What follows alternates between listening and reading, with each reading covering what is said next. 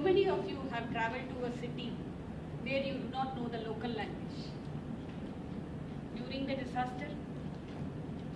So, you will experience when I complete this speech. Good afternoon, Toastmasters and dear guests. I did not enjoy pleasant morning as I was in deep sleep until beautiful hair hostess woke me and said, "You have reached the destination." I entered the city where the Britishers entered first, Calcutta. I walked out of the airport and it was quite opposite from the Bangalore climate. I started with the early morning flight. It was very pleasant during that time and I entered 44 degrees. I was looking for a water bottle shop more than the taxi. I was successful in finding the boat. I started to travel to my office from the airport direct, straight.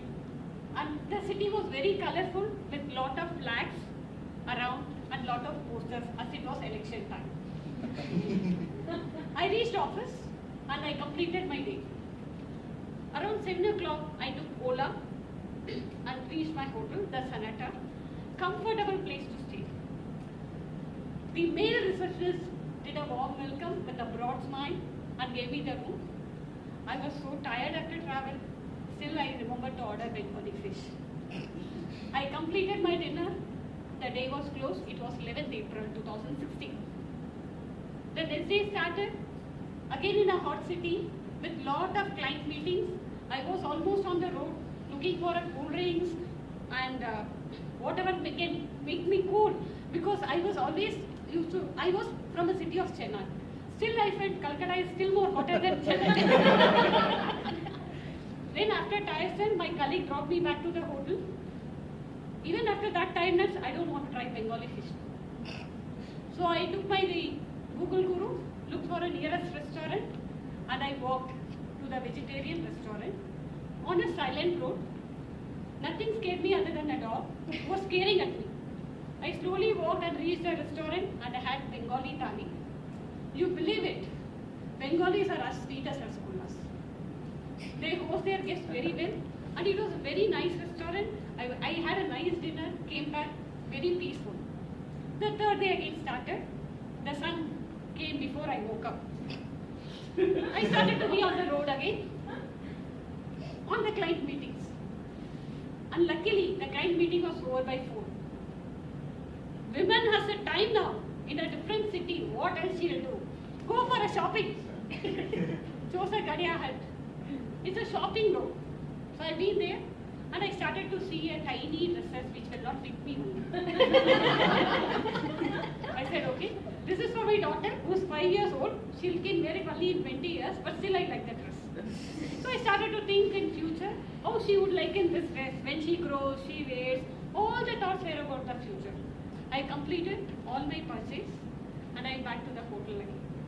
It was around 7 and now the enjoyable moment came. I started to look at the dress one by one, whatever I did, whatever the spend I did it. And I remembered to take my husband's credit card. Exactly around 7:25, everything started to shake in the room. Before I realized, after 50 seconds, everything became normal. I know something is wrong because my wall mounting TV has moved to a different shape which I saw it in an earlier day. And I got a call from reception saying, "Ma'am, please come down. It is earthquake." In the steps, they were very specific to tell, knowing my size, whether in the steps, they know I'm going to use the lift now. So I started to run down and I reached the ground after climbing down on the 6th floor. I was standing there and I was the only woman along with Mamta's poster. All other men.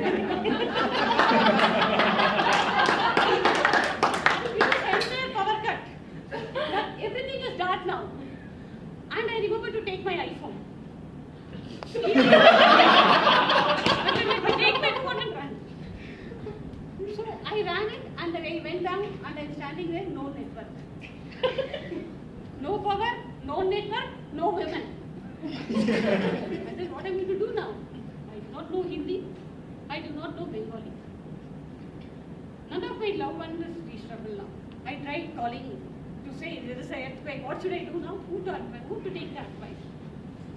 No one is reachable. My colleagues, not reachable. All my future thought got scrapped. All my shopping interest got scrapped. Now I started to look at it. What should I do now? Do I go back to airport?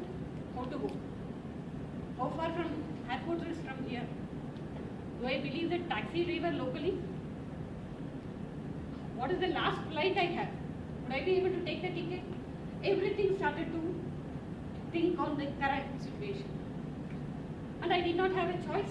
I had to stay there. The next question, will I be there tomorrow? Everything becomes silent. Will I be there tomorrow? The next thought process started. I am so unplanned woman. I did not tell my family where I am staying. I had lot of investments done considering having a daughter. My debit card has a insurance plan where on natural community or accidents which will have a claim to my family and my dependents. Nothing is known to my family. I kept everything to me. I have not kept anything in the transparent, and I have not even paid my Toastmasters membership. Everything was coming to my mind. If I am not there tomorrow, who is there is in the city, who knows me well now, who is going to take care of me and convey it to my family. And that 50 seconds, believe me, it taught me a life lesson. It is very important to be planned. It is very important we should keep our comfortable living to our dependents. And it is very important we keep all the messages transparent in our home. Blessing in disguise. Everything came back after 2 hours. The network started to work. And the first thing I did, went into again Google Guru, booked my return ticket for the first flight in the morning, and I called my home, I'm coming. So my husband said, nothing will happen, because he wanted to take one more chance to see something else. I said, no, I'm coming back.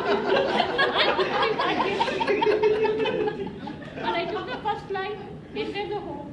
I did not even get refreshed. I took my life home notebook and I started to write everything in it, recorded, so everyone will know what it is. Life is unpredictable. We really don't know what happens for the next.